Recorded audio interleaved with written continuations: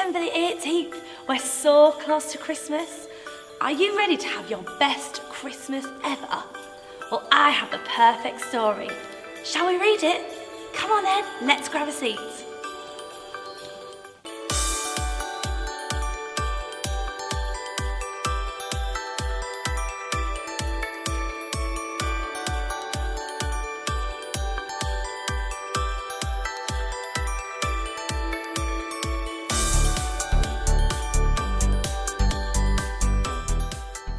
The Best Christmas Ever by Marnie McGee and Gavin Scott.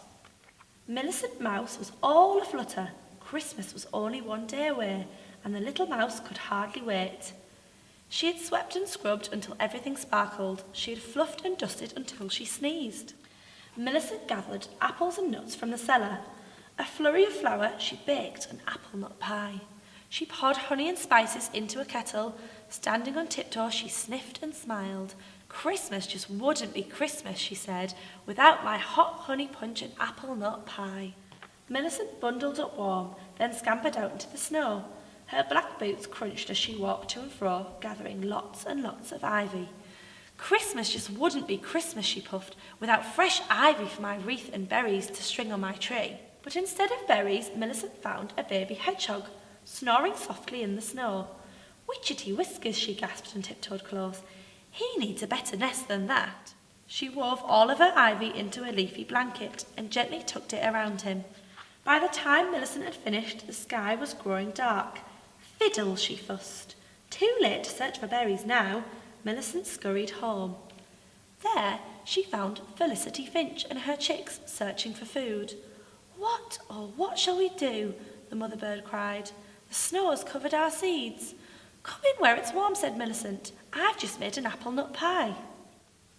In the flick of a wing, the kitchen was full of hungry chicks.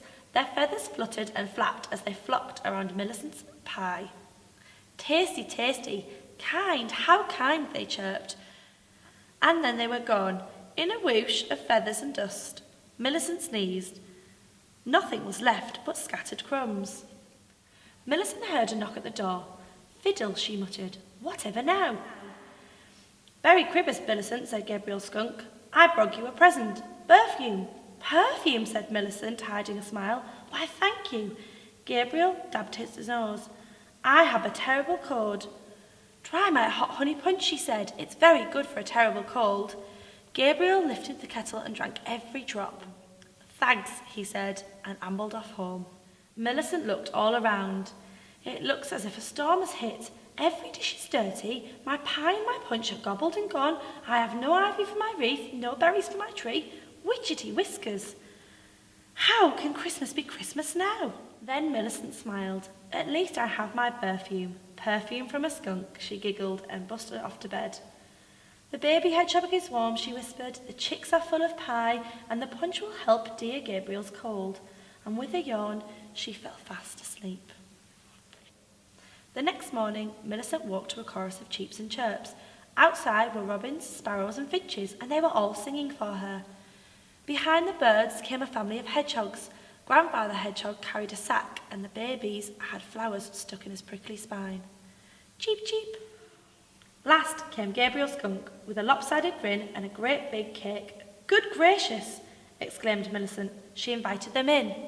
She trimmed the tree together with treasures from Grandfather's hedgehog sack.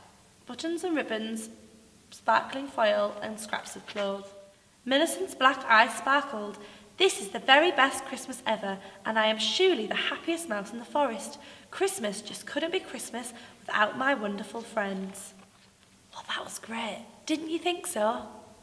I'll see you tomorrow for another Christmas story. Good night.